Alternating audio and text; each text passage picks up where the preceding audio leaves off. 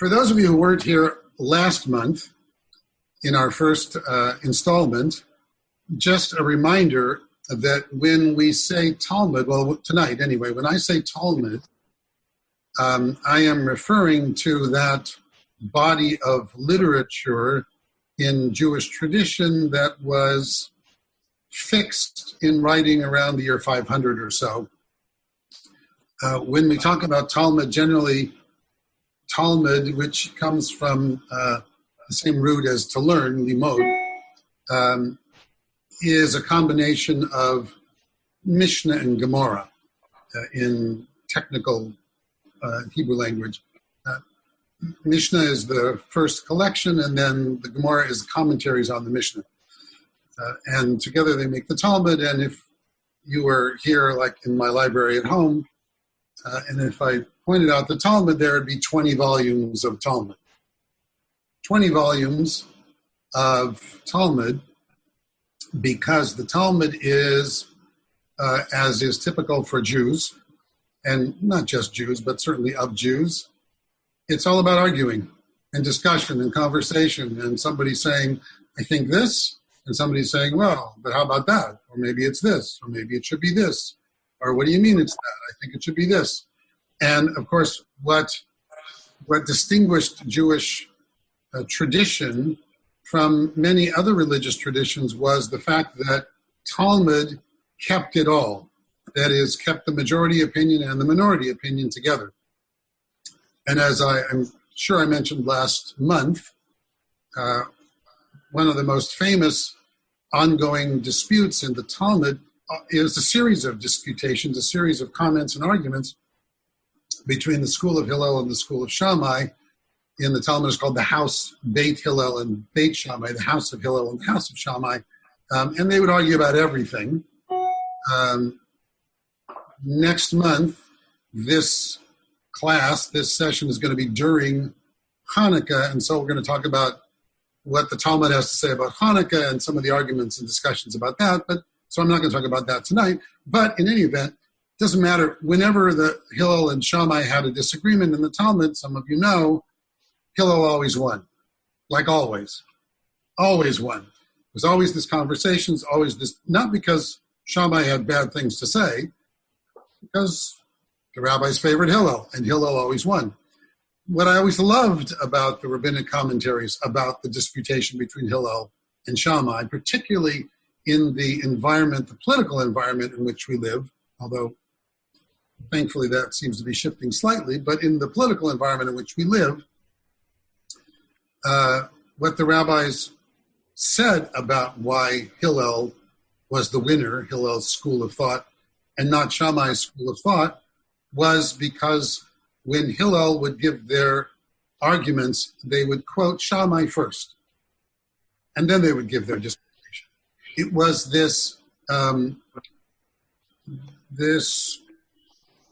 clear sense of respect for the opinions of others, even when they disagreed, that distinguished the school of the house of Hillel over the house of Shammai, and was one of the main reasons that the rabbis of the Talmud gave for why they always chose Hillel's arguments and of course, wasn't really the reason, but it was a lesson in and of itself. One of the things that is important about studying Talmud thought and rabbinic thought is last week we spent all the time on the tractate called Avot, Pirkei Avot.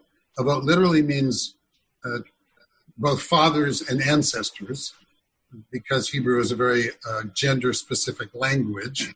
Unlike English, which is not so gender-specific, Hebrew is gender-specific. Everything has a gender. And Avot means fathers, but they used it to refer to ancestors. And Pirkei Avot is the sayings of the ancestors is the only section of the Talmud that has no commentary. It's this beautiful thin book that filled with aphorisms, and we may get to some of those tonight. Depends, as well. But what I wanted to do tonight is share with you, and also I mentioned last week, there's really two Talmuds. There's a Jerusalem Talmud and a Babylonian Talmud.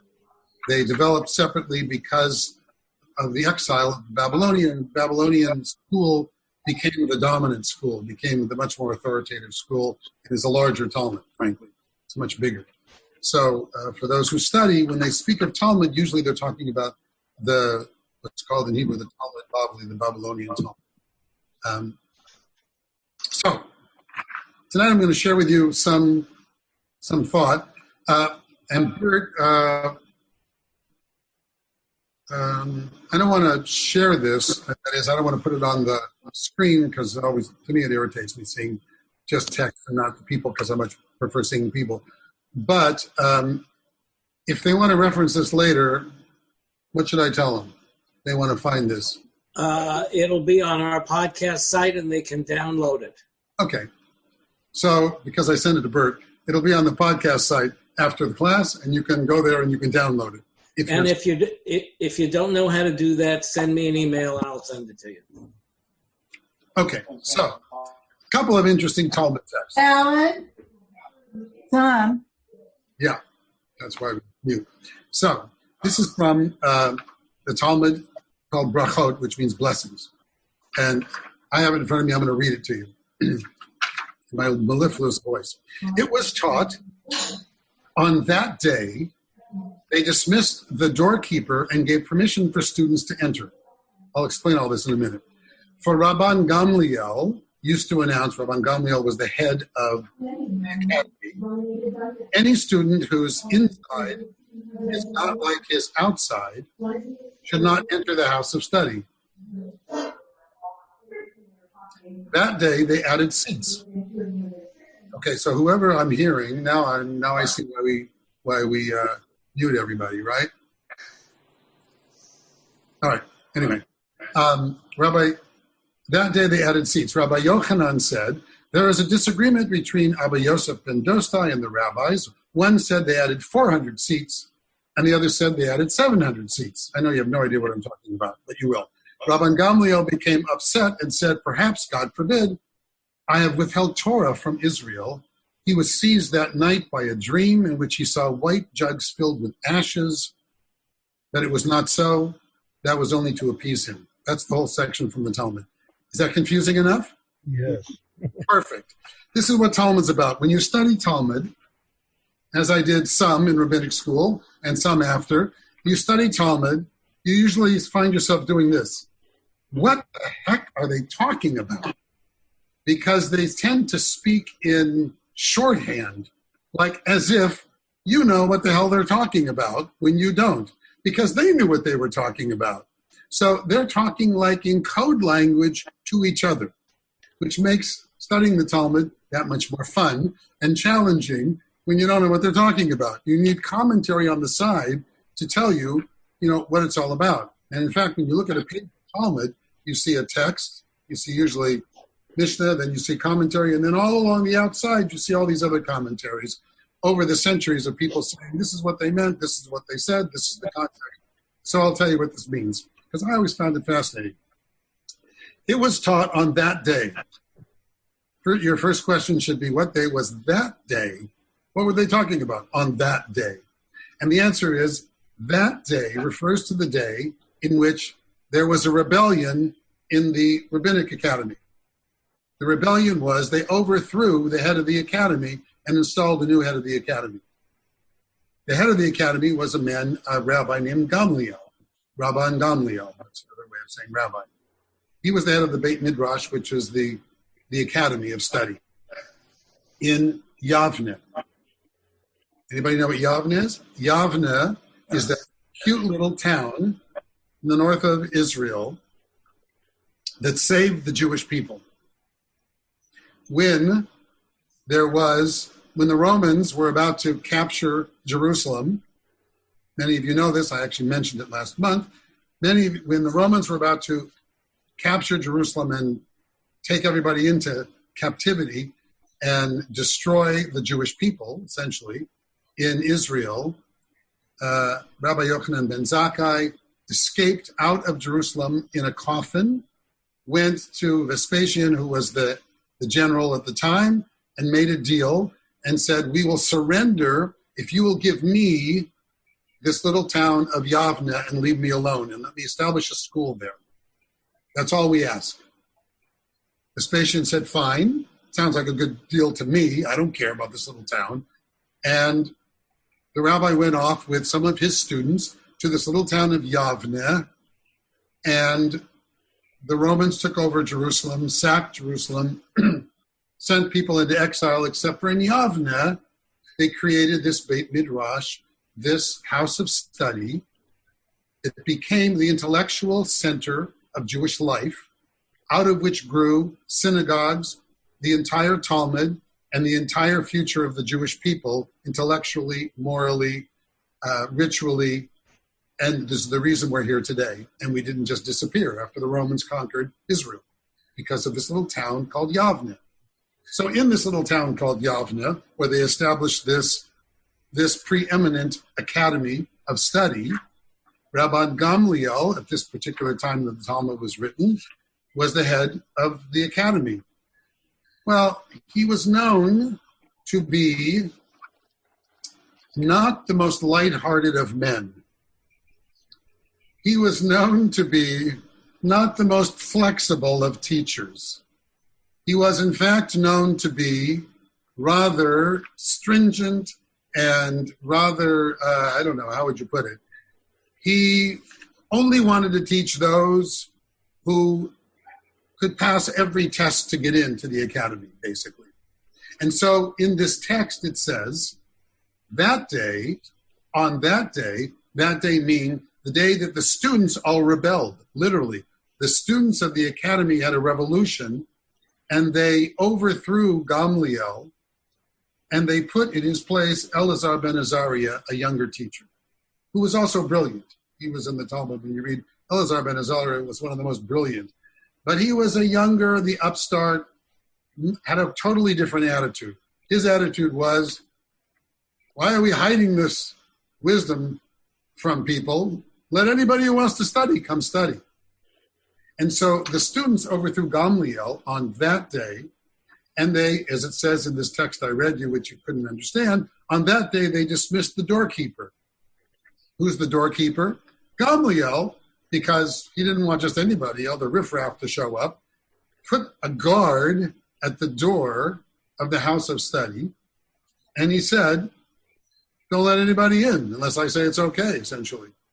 So only those people that could pass his stringent test. What was his test? He used to announce, quote, any student whose inside is not like his outside should not enter the house of study. What that meant was, you had to prove that the qualities and attributes of your heart and soul inside were the same as how you acted on the outside, your deeds and your learning. Otherwise, you wouldn't be able to enter. And the doorkeeper was posted to prevent undesirable, quote, students from entering. On that day, Rabbi Elazar changed all of that, opened the school to anyone who wanted to study, and so the Talmud text says, some text says there were 400 students suddenly descended. Others said 700. I mean, look at what a huge number this is. 700 people suddenly wanted to study Jewish texts. Not so likely, but it was a hyperbole. It was an exaggeration to demonstrate a point that suddenly they threw open the doors of study and made it available to anybody who wanted to study. Gamliel, when he saw all these people showing up, according to this is the text I'm reading you, in the Talmud, it says, when Gamliel saw all these 400 students, 700 students, whatever the number might be, who suddenly showed up and said, oh, we would like to study this stuff too, these texts, meaning Torah and commentaries, essentially. When he saw that, he suddenly felt bad and said, according to the Talmud, God forbid, maybe I have withheld Torah from Israel. Maybe I was at fault in not letting all these people in. And then in this Talmud text, they say he then that night had a dream. And in the dream, he saw white jugs filled with ashes.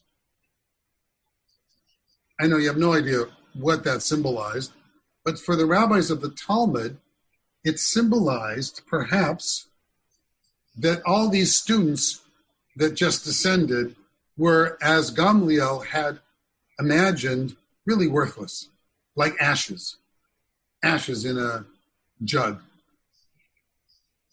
But, says the Talmud, it was not so. That dream was only to make him feel better. So the Talmud says he felt better. He had this dream. He said, okay, I wasn't so bad after all in what I said and what I did and how I acted. But in fact, the Talmud said, really, it was better to have study and Torah available to everybody, to whoever wanted to study Torah. And one of the proofs of that is, and I write this in the text that if you download it, you'll see, that later they actually reinstated Gamliel as the head of the Beit Midrash alongside Elazar. Why? Why reinstate him? And evidently, according to rabbinic commentaries, they realized one went one way to the extreme and the other went another way to the extreme. And that somehow having them both be there at the same time, it's kind of like maybe having a Democratic president who finds some Republicans to work with. You know what? To try to create a kind of balance so that everybody could see that it wasn't one extreme or the other, that the two of them working together would create a more enlightened and kind of balanced way of approaching what they thought was the most important thing in their lives, which is studying Torah. Okay, so that was text number 1. Before I go on, I know you're all muted, rather than just lecture, I want to hear any reactions to that. So somebody react to that. What did you think? Well, I have to say one reaction I have, which is fascinating about Talmud, is the stories are used to teach. And the teaching isn't always very direct. Now, there are parts of the Talmud, I know, like last time, where it tells you specific things. And there are laws in the Talmud. But the stories, which is what this is, are among the most interesting and the most powerful and the most instructive. Yeah, we have in the general makeup of Talmud stories, in fact, in all of Jewish literature, is composed of two things, what we call halacha and agadah. Halacha, strictly speaking, is law. It's the legal text, as Bert just said. It says, on Friday night, light candles 18 minutes before the sun goes down. I don't know, whatever law that came up to. And agadah are the stories, what we think of as midrash, the stories that we tell out of which we learn lessons. And I have to say, growing up as I did, growing up in a Reform synagogue, and the Jewish texts that I learned in my religious school and in growing up really didn't make a distinction between one or the other, and also didn't make a distinction as to where they came from. So, for example, I don't know if I mentioned this last month because I never remember what I say, but when you read the Torah and you read about the beginnings of the Jewish people, who's the first Jew? Abraham, thank you. The first Jew is Abraham.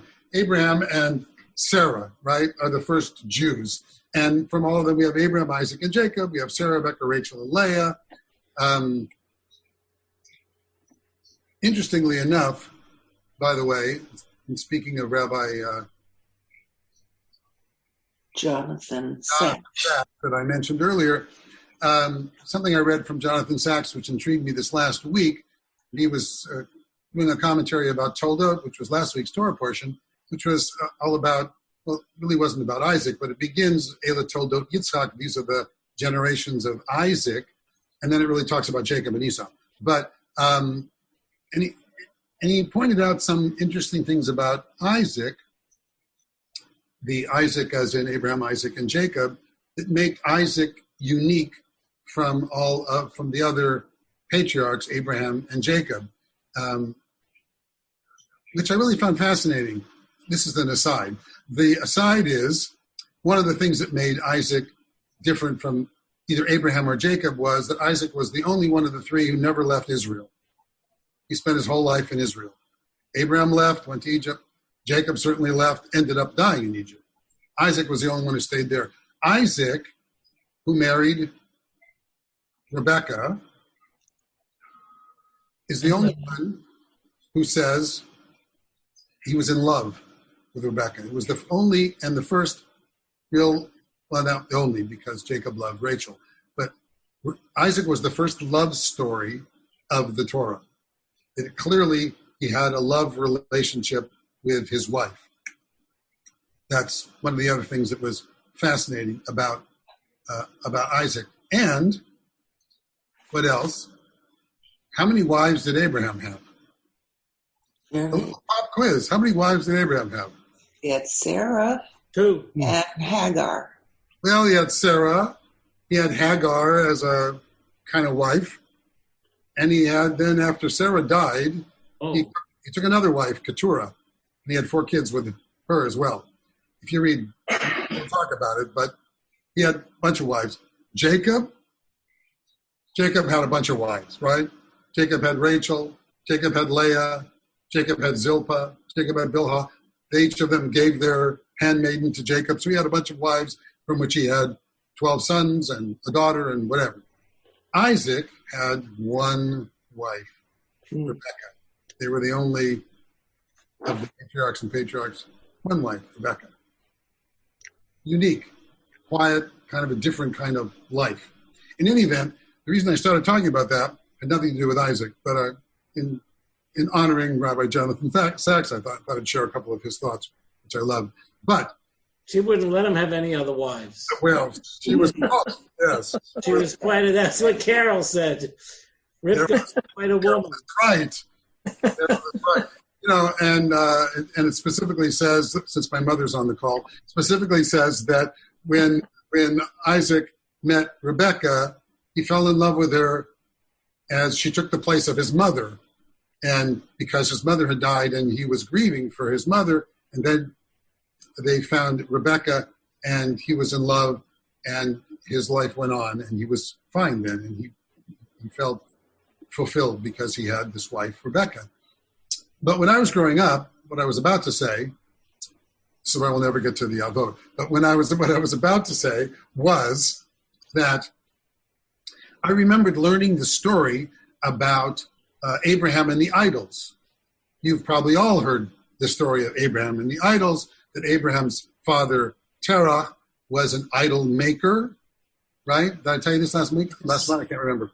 He was an idol maker, and the famous story is that he left the shop one day and put Abraham in charge, and Abraham was playing with the idols and dropped one and broke it. And so he decided that the only solution was he broke all of the idols except for the biggest ones, stuck a stick in the hands of the biggest one, and then sat there and waited for his dad to come home. And his dad came back to the shop and looked around, and all these idols were broken, and it was a mess. He started yelling at Abraham, what did you do? And Abraham said, it wasn't me. The minute you left, the idols started arguing with each other.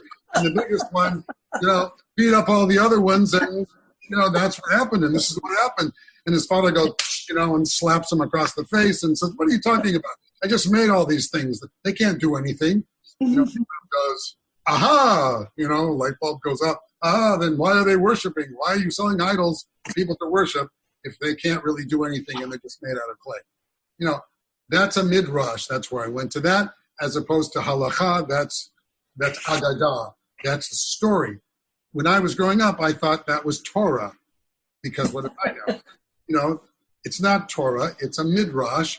It's a story that the rabbis made up in order to help explain the Torah, based on the Torah passage that said of 2 weeks ago of Lech Lecha, when Abraham leaves his father's house. Because it literally says, God says to Abraham, Lech Lecha mi aretzecha mi moledetecha mi beit avicha. Leave your land, your homeland, the place you grew up, and your father's house. So when the rabbis comment on why did the Torah specifically seem redundant, why didn't you just say go? Leave your house, leave your home, leave your homeland, leave your father's house. the rabbis who comment on the Torah never like repetitions of things or explanation. They always say there must be a hidden meaning here. They said it specifically referred to your father's house because his father was an idol worshiper and an idol maker, and therefore that command from God was not just a physical leave this physical space, but leave this spiritual religious space of idol worship behind and take me only as a monotheist, as one God, and begin monotheism. They got all that from one phrase, leave your father's house. So because that's how rabbis think. And that's why the Talmud is 20 volumes, because they can say all of that from one little phrase. They said it couldn't just mean that, it had to be something deeper. So in any event, so that's how Talmud works, and that's how, as Bert said, the stories develop. The rabbis tell stories in order to explain things. Okay, before I go on, any other comments anybody wants to say about this obscure text that I decided to provide you about the welcoming people into the academy versus not welcoming? Why did I pick this? Why does this have anything to do with today? Read my mind. What do you think? Something to do perhaps with the polarization that we now have to deal with and the efforts perhaps to come together. Thank you, Mark. Yes, and it reminded me of the need that we have, that's one thing, of finding ways of uniting, bridging differences, building bridges with each other. And that the more we separate from one another, the worse off we are as a society and as a community. And that I thought this was a great Talmudic example in the world of Talmud, which is all about study, of wrestling with this problem and trying to figure out ways of bringing people together and doing the opposite of polarization. Anything else? Yes. Yes, Judith. One of the things that I find so interesting about studying Torah, Talmud, and all the Jewish writing is the number of questions that we ask and that we are left with. There are not concrete answers to every question. And I don't think there are concrete answers to many questions in life. But the willingness to let these questions be dealt with and argued about are wonderful. And the other thing that I wanted to suggest is that the idea of the earlier fathers of our tradition having many wives is very common in many cultures in the world because, first of all, many women died in childbirth. And so there were other women to take over the family care. And also that the women, in many cases, we look at this askance now and think, oh, how could they? But I know in many African cultures, there are many tribes that have many wives for one man. And the women love it because every woman takes on a different job and they don't have to deal with a man all the time themselves. So I think looking at multiple marriages has a lot of questions to ask and a lot of observations to be made about how it was dealt with in the culture. Yeah, I think I love that you shared that. We have a tendency, I have this tendency like everybody else, of looking at history through our own lens. Right. Reading texts that came from a different era as if we live in a, what do we call it now, cancel culture kind of thing. We live in a time when, particularly because of the internet, which is one of the scourges of our life and one of the blessings of our life at the same time. But we live in a time when, look, we've all seen it. Suddenly, someone is, particularly, God forbid, they run for office, and something they said or did 20 years ago, or when they were in college, or whatever, suddenly comes back to haunt them, or they were in a play and they were put blackface on, or something because everybody else was doing it, or because whatever, that was happening in the 50s or in the 60s or in the whatever it happened to be. And here we are in 2021, and it's like anathema, and suddenly it's like a stain on their entire life because of something they said or something they did.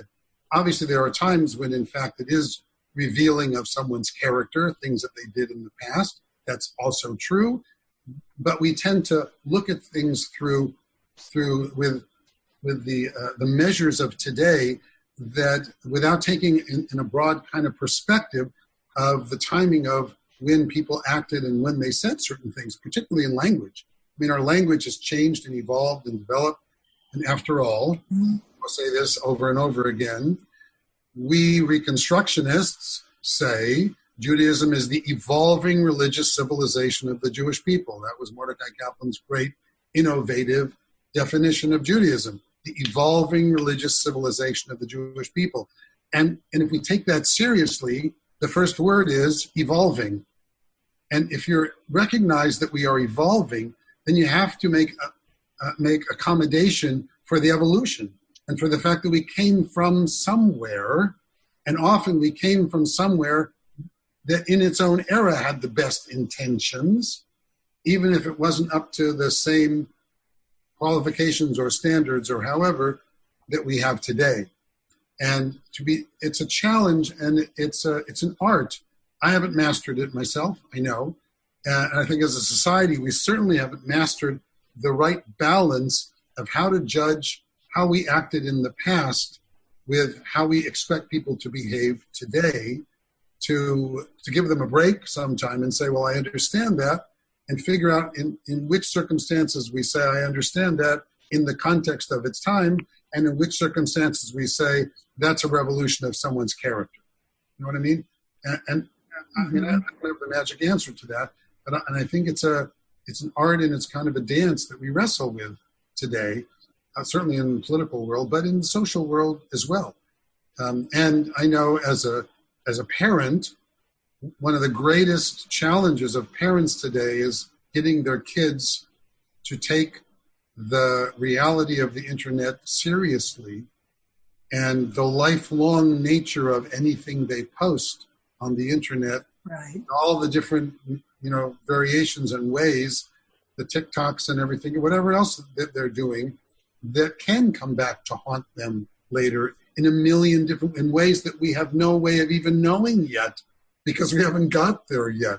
Who knew, that your employers was going to be able to find out something that you thought was a joke, or that you said, or that you wrote, or that you did 10 years ago, or whatever it happened to be 20 years ago, and how that will come back to follow you. It's a challenge. And I want to add one more thing. Sure. It's so wonderful to see your mother here with us.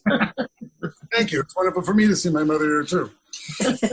I have another comment and answer to your question as to why you may have chosen this. Yes. And what you were talking about before. The ability of Rabbi Gamliel at least to start to admit that maybe he was wrong. Right. Even though he still felt and had trouble with it. And the ability to... He asked the question. Right. And the ability, and I know this happens at other places in the Talmud where, one rabbi takes position A and is very strong about it, and later after hearing Rabbi B says, you know what, Rabbi B actually maybe was right. And so I retract my opinion and I'll go with the opinion of Rabbi B. It takes a certain thing to be able to admit that you were wrong. Or even not admit it to not everybody's like that. I'm just talking hypothetically. Yes, I'm often told that's one of my strengths. Saying I'm sorry and saying I was wrong. So I'm wrong and I'm sorry. And you can feel whatever it is I did or whatever it is I said, that either I need to say I'm sorry or I was wrong about it. So, another text. This is from the tractate called Bava Kama. Rav Yosef taught, what is the meaning of the verse, none of you shall go outside the door of his house until morning? This verse is taken from Exodus, the Exodus experience. I know it's a long way between now and Passover, but if you'll all think ahead to Passover and think ahead to the night of Leil Shmurim, it's called in Hebrew, the night of watching, before the Exodus of Egypt, what was the commandment that God gave through Moses to the Jewish people? What were they supposed to do? Put the blood on the doorposts of their house. Exactly. They were supposed to slaughter a poor lamb and dipped hyssop in blood and put the blood on the door of their house, on the doorposts of their house. Now we have mezuzahs on the doorposts of our house. So they were supposed to put the blood. And why? What was that supposed to do for them? Well, to mark who they were. Protect them from the angel of death. Exactly. The Malach HaMavet, the angel of death, would see that blood and go, oh, not this house, and pass over, literally, their house and go to the next house. It was presumably an Egyptian, because they were the, quote, guilty party in this drama of the Torah, and someone would die in that house, but they wouldn't die in the house of the Israelite who put the blood on the door. So the verse says, none of you shall go outside the door of his house until morning. You should. Sounds like the governor of California. Exactly. That's why I make this.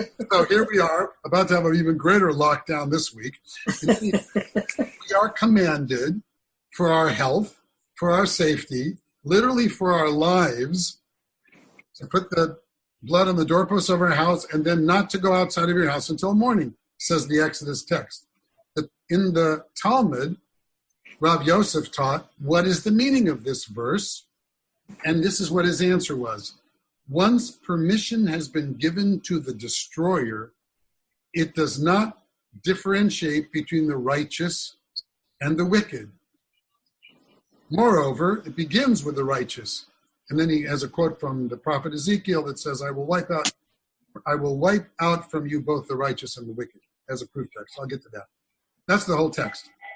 Rav Yosef says, what is the meaning of this verse? None of you shall go outside of the door of his house until morning. And his answer is, once permission has been given to the destroyer doesn't differentiate between the righteous and the wicked. So before I explain that in any way myself, what does it sound like to you? Carte blanche. You see a person, you destroy. Sodom and Gomorrah. What's the the opposite? But sounds like COVID. It's like COVID. It is exactly in that sense like COVID. The commentary says, look, if you were a poor Israelite who happened to leave home on the night of the 10th plague, and you didn't pay attention to the mitzvah, the commandment of putting the blood on your door, what would happen to you? Someone in your house. Why? Someone would die. Because the, quote, destroyer wouldn't pay any attention. The destroyer, once the destroyer is let loose, the destroyer destroys. And it's true in the real world, our world as well. It's what we call collateral damage in war, but not just in war, that death and destruction often sweeps up the innocent with the guilty. How often have we, everybody on this Zoom could come up with an example, an experience, perhaps from their own life, perhaps from the world around you, certainly this COVID. Look, there are those who are out there not wearing masks. Hopefully none of you are not wearing masks, thinking that it's a hoax, thinking that, it's whatever, I'm invulnerable. Why are so many young people suddenly getting? Because young people are dumb, and young people think they're invulnerable, and so they go to college and they act like age appropriate. They act like kids, and they run around and they have, 50 of them in a party somewhere, and suddenly, my wife was talking to one of her longtime friends, Barbie Benton. Some of you know Barbie. Barbie is living at the moment in their home in Aspen. Barbie has a son and a daughter. And in the course of the conversation, Barbie mentioned to Dee Dee that her daughter, Ariana, has COVID-19. Oh. So Dee Dee said, does she have any idea how she got it?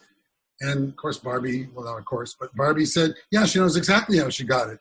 She and her boyfriend, with whom she's living in Aspen, went to a party with 50 people. And while she was at the party, one of the girls that she was talking to said to her, you know what?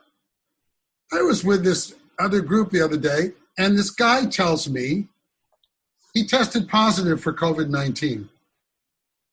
So this girl, who's talking to Barbie's daughter, was at a party where somebody told her he had tested positive, and she went to this party anyway, herself, right?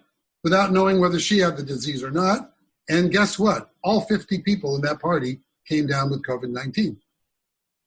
Nobody said, who's the good person in this room? Who's the bad person in this room? Who's the righteous person? Who's the tzaddik in this room? Who's the rasha? Who's the evil person? Who's the this? Who's the that? Who's better? Who's worse? Who's been studying Talmud and Torah? Who's been, whatever. It didn't matter. The bugs don't care. The infection doesn't care. The destroyer and the rabbis knew from life in general. When the destroyer comes, the destroyer doesn't pay attention. Yes, we have the story in Genesis, the story that we just read of Sodom and Gomorrah. We have Abraham in a different, challenging God. God tells Abraham, I'm going to go wipe out this cities of Sodom and Gomorrah.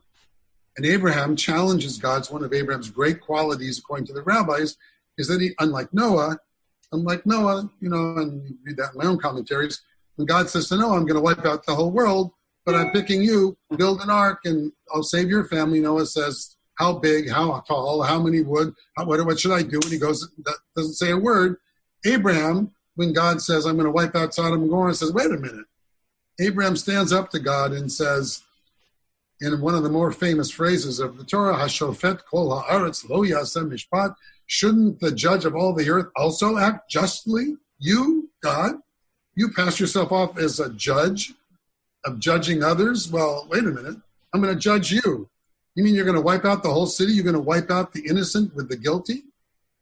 So, God, in this story, which you all know anyway, God says, okay, if you can find 50 righteous people in the city, I won't wipe it out. And then there's this whole bargaining thing. And, Abraham says, well, what about 40? And God says, okay. He said, well, what about 30? Okay. What about 20? Okay. What about 10? That's it. God stops him at 10. And that's one of the reasons we get 10 as a minyan, 10 as the limit, the minimum number to count as a community. So he says, yes, God says, if you find 10 righteous people, I won't wipe out the city. And then according to the text, they couldn't even find 10, but they wipe out the city. But the reality was the rabbis, whoever wrote the Torah, wrestled with this exact same problem. The problem is life is not just. Life is not fair. We all know that. We all live that. There's a whole theory of philosophy and theology called theodicy, which is based on the reality of the question of why do the good suffer in the world. Made Harold Kushner very wealthy rabbi when he wrote When Bad Things Happen to Good People many years ago, right? Because everybody wrestles with this reality that bad things happen to good people. Well, guess what? Bad things happen to all people. Bad things don't single out good people. Death doesn't single out good people. Death comes to everybody. Illness comes to everybody. Challenges come to everybody. Wordsworth was the famous poet who said, all are broken and some are stronger in the broken places. One of my favorite poetic lines. All are broken and some are stronger in the broken places. We all have stuff that happens to us. We all have. And some of us react to those, rise above them, transcend them, and turn them into a blessing in our lives. It's Man's Search for Meaning, the Viktor Frankl book, which was one of the most powerful, life-changing books that I ever read, Man's Search for Meaning. It was Viktor Frankl, while in the midst of Auschwitz, who in his mind already wrote this book, recognizing that human beings could experience the most horrific, degrading experiences of life, namely the Auschwitz concentration camp, and that they could take everything away from him except for what was going on in his head. And that he had the power in his own mind to hold that experience however he chose. And that all of that, when he was liberated from the camp, turned into his entire philosophy of psychology, which he taught and which he lived. But, the rabbis recognize in the Talmud that the destroyer does not distinguish. It's we who are challenged in our lives to then make meaning out of the circumstances of our lives. That the big learning here is that the circumstances don't determine the meaning. We determine the meaning of the circumstances. We don't all get to vote on whether we get sick. We can take care of ourselves. We don't all get to vote on whether people we love die or people we love get sick or things happen in the world, What we do get to vote on is how we react to those things, the choices that we make as a result, the meaning that we make out of those, because as you probably often heard me say before, I fundamentally believe that human beings are meaning makers.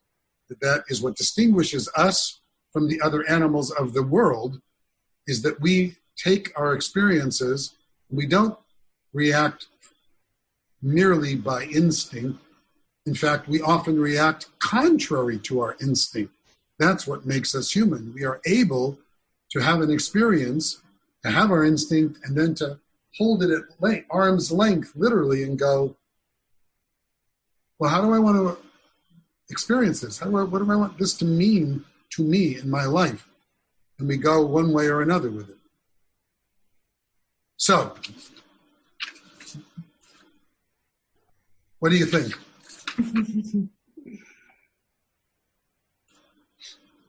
What do you think? What do you think?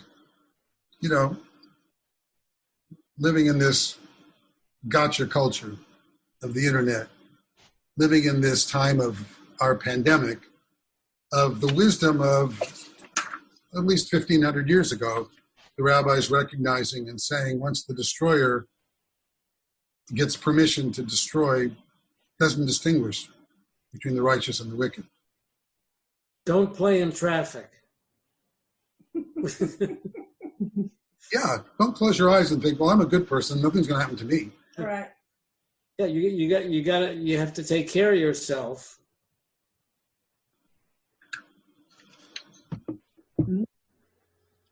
Any other comments on that Talmud piece? Giving you the option. Yes? No? All right. It's not only the don'ts, it's the learn to accept. What do you mean, Judy? Well, I mean that bad things will happen. And how we deal with them, as you said, makes all the difference. We can choose life, or we can choose to suffer for the rest of our life. In other words, spend our life dying. Yes, it's like we're all terminal from the minute we're born, right? That's right. How we live our life is our choice. The time that we have is our choice. I don't know how many of you, how many of you logged on to our Interfaith Thanksgiving service yesterday. Yes, it was wonderful. It was really lovely. Yes. I was expecting to be co-leading it with Rabbi Amy, who, as those of you who logged on knew, she wasn't there. She had to stay home because she has a fever. Not a COVID fever.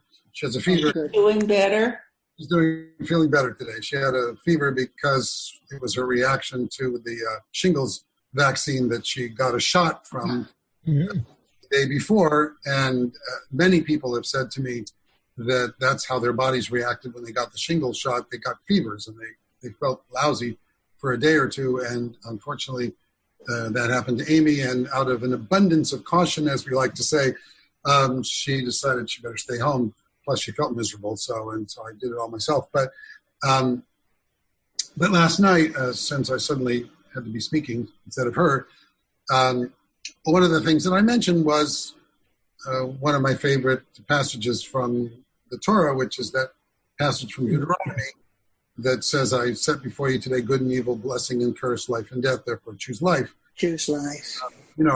Which Judith just reminded us of. And what I mentioned last night is a parallel to this. which is, I've always been struck by what it doesn't say. It doesn't say, I place before you good or evil, blessing or curse, life Good and both. and, because everybody gets it all. You know, in all of our lives, we have all of it. We have good and evil in all of our lives. We have life and death in all of our lives. We have blessings and curses in all of our lives.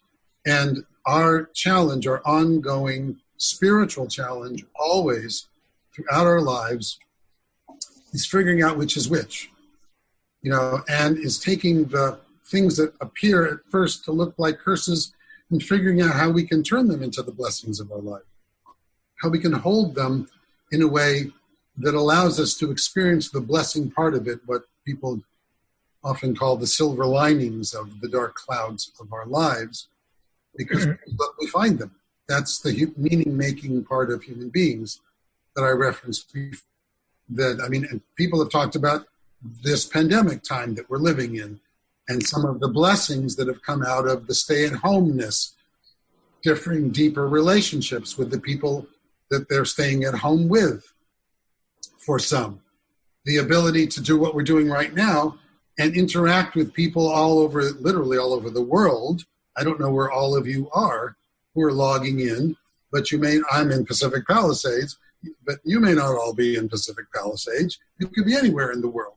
You know, my mother's in Sacramento, I know that, so she's not in Palisades.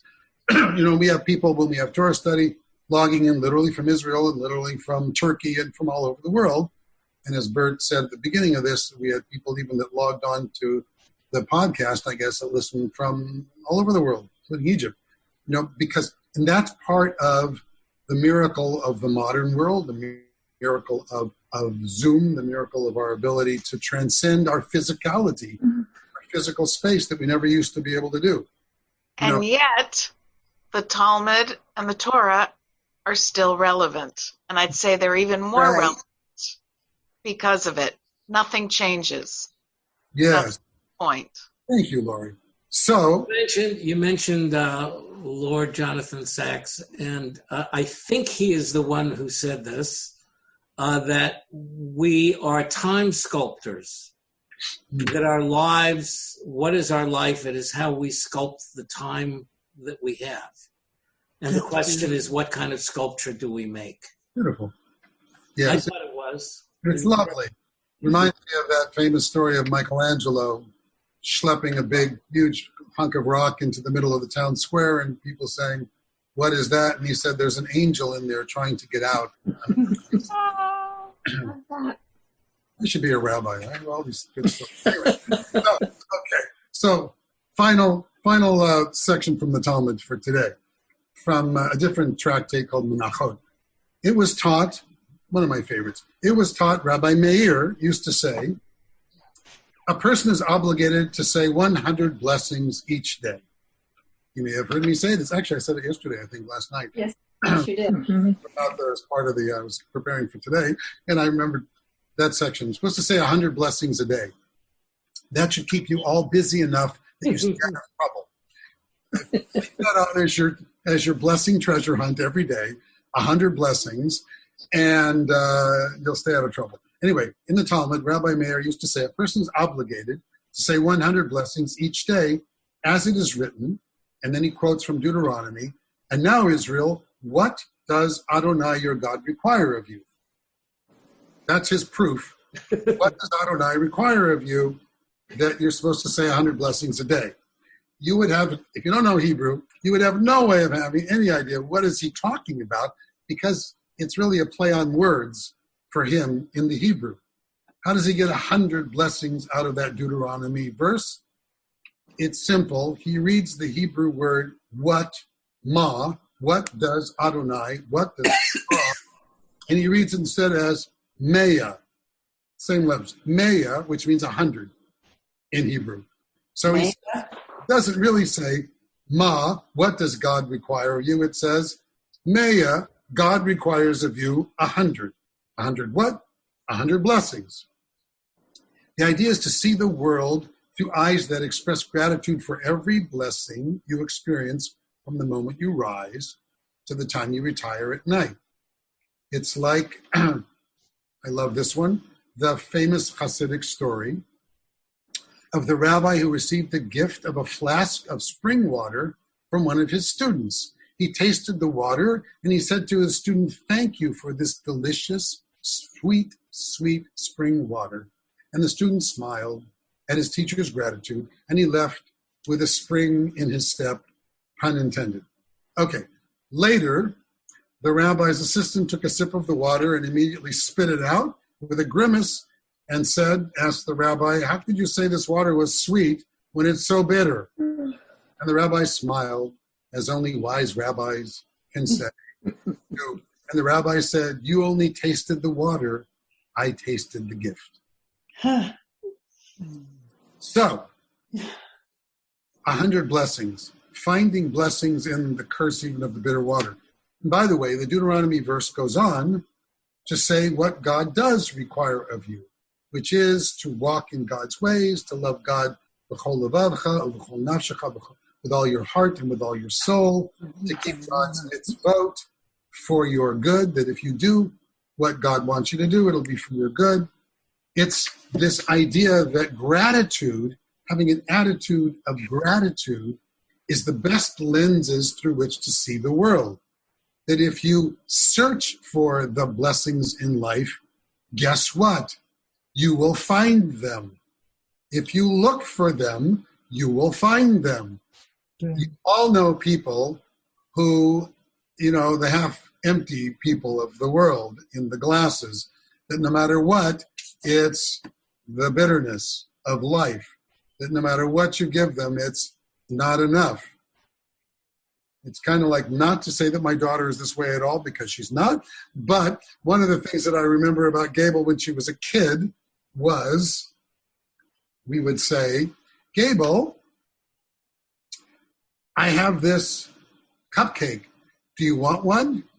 And Gable's instant response would be, "Can I have two?" Like always.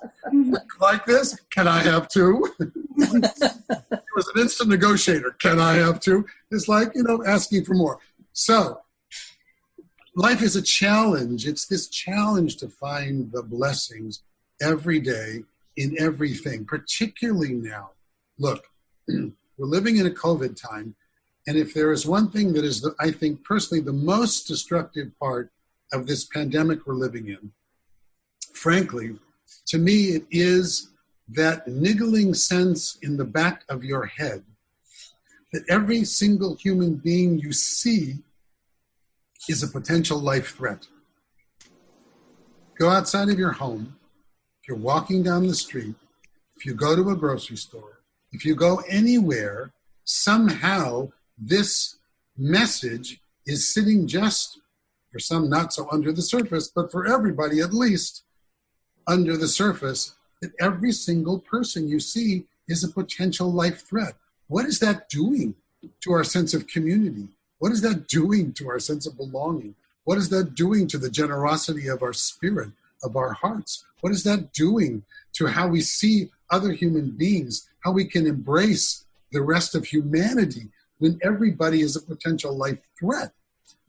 And how much we fundamentally long for that to go away, and why we understand people who are ignoring it and going to weddings and having parties and having Thanksgiving this week with extended families, which I'm frankly encouraging you not to do, because there's going to be a huge spike of illness afterward. What can I say?